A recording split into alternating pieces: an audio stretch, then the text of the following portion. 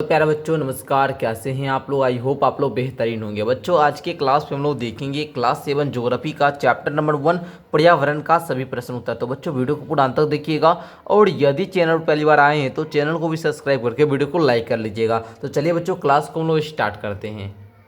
तो बच्चों आप लोगों का यहाँ से अभ्यास का प्रश्न जो है ये शुरू होता है। आप लोग देखेंगे यहाँ पर फर्स्ट क्वेश्चन आप लोगों का कह रहा है कि निम्न प्रश्नों के उत्तर दीजिए। ठीक है, क में कहता है बाबू परितंत्र क्या है, मतलब पारितंत्र क्या है। तो बच्चों इसका उत्तर आपके बुक में ही यहाँ पर दिया गया है कि बाबू यहाँ पर आप लोग पढ़िएगा कि वह तंत्र, पारितंत्र क्या होता है, तो वह तंत्र जिसमें समस्त जीवधारी आपस में एक दूसरे के साथ तथा पर्यावरण के उन भौतिक एवं रासायनिक कारकों के साथ परस्पर क्रिया करते हैं। ठीक है, तो उसी को हम लोग पारितंत्र बोलते हैं। क्या बोलेगा बच्चों, एक बार मेरे साथ बोलिए कि वह तंत्र जिसमें समस्त जीवधारी आपस में एक दूसरे के साथ तथा पर्यावरण के उन भौतिक एवं रासायनिक कारकों के साथ परस्पर क्रिया करते हैं। ठीक है, तो उसी को पारितंत्र बोलते हैं। ठीक है बच्चों, वे निवास करते हैं। ठीक है, ये बस आपको यहीं तक लिखना होगा। ठीक है बच्चों, समझ गए आप लोग, समझ गए ना। चलो अगला प्रश्न आप लोग देखना, सेकंड नंबर क्वेश्चन है कि प्राकृतिक पर्यावरण से आप क्या समझते हैं बच्चों। तो बच्चों आप लोगों को लिखना है, क्या लिखिएगा, भूमि जल वायु पेड़ पौधे एवं जीव जंतु मिलकर प्राकृतिक पर्यावरण बनाते हैं। बस आपको यहीं तक लिखना है, हम आपको शॉर्ट उत्तर दे रहे हैं और इतना ही लिखिएगा, यही काफ़ी है आप लोगों के लिए। ठीक है, प्राकृतिक पर्यावरण आप लोग समझ गए। ठीक है, चलो अगला देखना बाबू, तीसरा नंबर क्वेश्चन कह रहा है कि पर्यावरण की प्रमुख घटक कौन कौन से हैं। तो बाबू पर्यावरण का तीन घटक है, पर्यावरण के घटक तीन हैं। एक प्राकृतिक पर्यावरण, दूसरा मानव निर्मित पर्यावरण, तीसरा मानव पर्यावरण। ठीक है, तो बाबू पर्यावरण के तीन घटक हैं, आप लोग लिखिएगा आंसर में। ठीक है बाबू, देखिए इस प्रकार से आप लोग लिखिएगा कि पर्यावरण के मुख्य तीन घटक हैं, तीन घटक हैं। ठीक है, दे दिए। आप फर्स्ट नंबर में लिखिएगा प्राकृतिक पर्यावरण। ठीक है, दूसरा आप लोग इसी में लिखिएगा मानव निर्मित पर्यावरण, मानव निर्मित पर्यावरण। तीसरा आप लोग लिखिएगा बाबू मानव पर्यावरण। यही आप लोग जब क्लास 8 में जाते हैं तो आपको डीप में पढ़ाया जाता है ये सब संसाधन के रूप में। ठीक है, संसाधन भी तीन प्रकार के, प्राकृतिक संसाधन, मानव निर्मित संसाधन, एक मानव संसाधन। तो ये आपको संसाधन क्लास 8 में पढ़ाया जाएगा। अभी जो आपको है बस इतना ही लिखना है। ठीक है, चलिए अगला क्वेश्चन आप लोग देखिएगा प्यारे बच्चों। अगला क्वेश्चन आप लोगों का 3 नंबर यहाँ पर कह रहा है, क्या देखिएगा, गौ में है कि पर्यावरण के प्रमुख घटक, ये आप लोग समझ गए।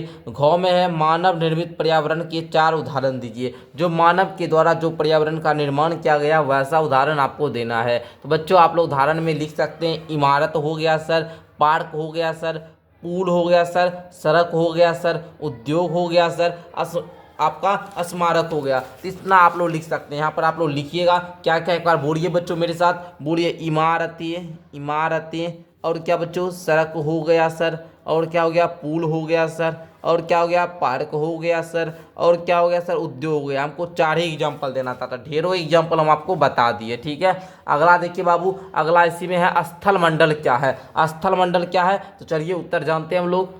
तो उत्तर लिखिएगा कि पृथ्वी की ठोस परपटी या कठोर ऊपरी परत को स्थल मंडल कहते हैं। यह चट्टान एवं खनिजों से बना होता है।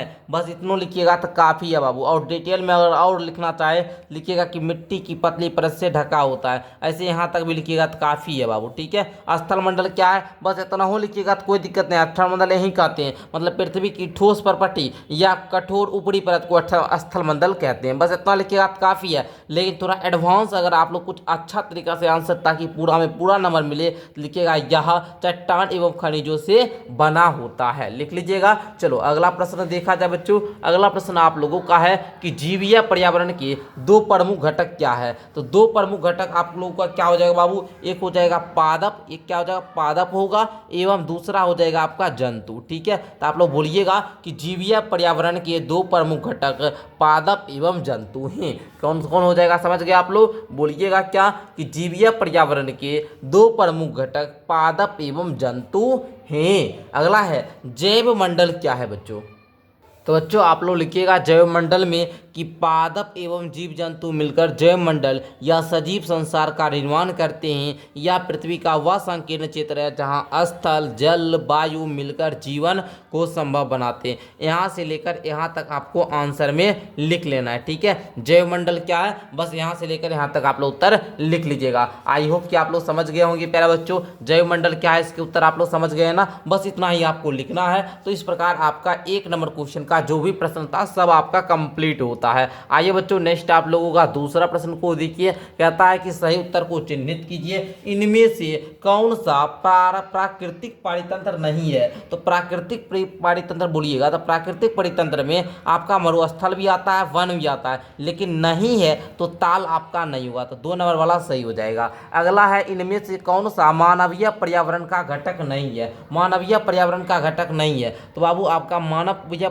धर्म मानवीय पर्यावरण का घटक है, समुदाय भी मानवीय पर्यावरण का घटक है, स्थल आपका प्राकृतिक पर्यावरण का घटक है। 1 नंबर राइट हो जाएगा।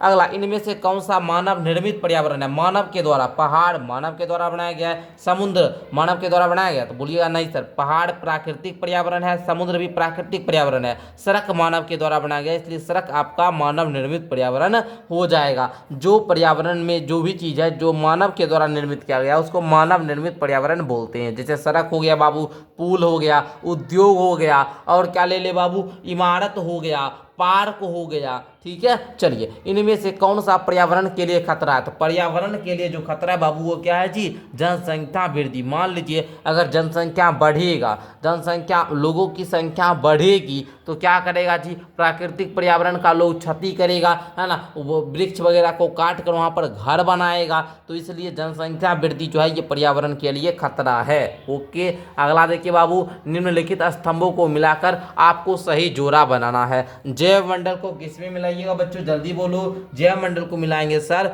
वह संकीर्ण क्षेत्र जहां स्थल होगा, जल होगा, वायु होगा, ये सब पारस्परिक क्रिया करते होंगे, उसी को तो सर जैव मंडल बोलते हैं। वायुमंडल क्या होता है सर, वायुमंडल पृथ्वी को घेरने वाली वायु की चादर। ओके, जलमंडल क्या होता है सर, जलमंडल बोलिए तो जलीय क्षेत्र या फिर पृथ्वी का गुरुत्वाकर्षण बल। ओके, इस प्रकार से आप लोग क्या करोगे बच्चों, मिला लोगे, समझे। अब पर्यावरण क्या होता है सर, तो हमारे आसपास का जो क्षेत्र है ना सर, इसी को पर्यावरण बोलते हैं, ठीक है, समझ गए ना। तो इस प्रकार आप लोग प्यारे बच्चों क्या करोगे, मिलाने का काम कर लोगे। आई होप कि आपका क्वेश्चन नंबर 3 भी क्लियर हो गया होगा। आइए अगला प्रश्न है 4 में, कारण बताइए कि मानव अपने पर्यावरण में परिवर्तन करता है। तो भाई आपको पता होगा मानव जो है ना ये अपने पर्यावरण में परिवर्तन करता है, क्यों करता है, इसका क्या कारण है, तो बोलिएगा सर अपनी जरूरत, ठीक है। मेन इसका कारण क्या बच्चों, तो उनका जरूरत, ठीक है। यहाँ पर आप लोग बोलिएगा अपनी जरूरतों को पूरा करने के लिए मानव पर्यावरण में बदलाव करता है। मानव पर्यावरण बदलाव तभी करेगा जब उसको जरूरत होगा। मान लीजिए ये हमारा क्या जी, वृक्ष है, जंगल है ना, और यहाँ पर मान लीजिए मानव की संख्या बढ़ गया, जनसंख्या बढ़ गया, वो रहने के लिए क्या करेगा जी, पर्यावरण पेड़ पौधा को काटेगा और यहाँ पर रहने के लिए घर बनाएगा, ठीक है। इसी के साथ आप लोग लिखिएगा आगे कि सुख सुविधाएं के लिए घर बनाता है सर, और क्या करता है बाबू, खेती करने के लिए प्यारे बच्चों क्या करता है, यहाँ पर आप लोग लिखिएगा कि खेती करने के लिए जंगल को काटता है, यातायात के लिए सड़कें बनाता है सर। चलिए तो बच्चों बस आपको इतना ही तक लिखना है उत्तर में, ठीक है। क नंबर के उत्तर में बस आपको यही वाला लिखना है, यहाँ से लेकर यहाँ तक आपको लिख लेना है। अगला देखिए ख में बाबू कि पौधे एवं जीव जंतु एक दूसरे पर आश्रित हैं, इसका क्या कारण है सर, इसका रीजन बताना है। तो विद्यार्थी जी आप लोग लिखिएगा कि पौधे जीव जंतुओं को भोजन और ऑक्सीजन प्रदान करते हैं, बदले में जीव जंतु पौधे को कार्बन डाइऑक्साइड देते हैं और उनके बीजों के प्रसार में देते हैं। तो बच्चों इसी प्रकार आप लोग ख का भी कारण बता दीजिएगा। प्यारे बच्चों इसी के साथ मैं आपको एक जानकारी देना चाहूँगा, अगर आप लोग इस चैप्टर को पढ़ना चाहते हैं प्यारे बच्चों तो आप लोगों को बता दें, पढ़ने के लिए नीचे डिस्क्रिप्शन बॉक्स से मेरा एप्लीकेशन डाउनलोड करना होगा। ऐप पर आप लोग कोर्स ले सकते हैं क्लास 7 का, जिसमें 599 रुपया में 1 साल पढ़ाया जाता है। वहाँ से कोर्स लेकर आप लोग पढ़ाई कीजिएगा, या फिर आप हमारे व्हाट्सअप नंबर 6209575681 पर व्हाट्सअप मैसेज करके भी जानकारी ले सकते हैं। आई होप कि आपको ये वीडियो काफ़ी ज़्यादा अच्छा लगा होगा। इस वीडियो में मैंने आपको क्लास क्लास 7 ज्योग्राफी का चैप्टर नंबर 1 का सारा प्रश्न उत्तर अच्छे तरीके से कंप्लीट करवा दिया हूँ बाबू, ठीक है। बाकी बात नेक्स्ट क्लास में हम लोग मिलते हैं, तब तक के लिए बहुत बहुत आप सभी बच्चे को धन्यवाद। पूरे क्लास को आप लोगों ने क्या किया बच्चों, अंत तक देखा प्यारे बच्चों, ठीक है। चलो धन्यवाद।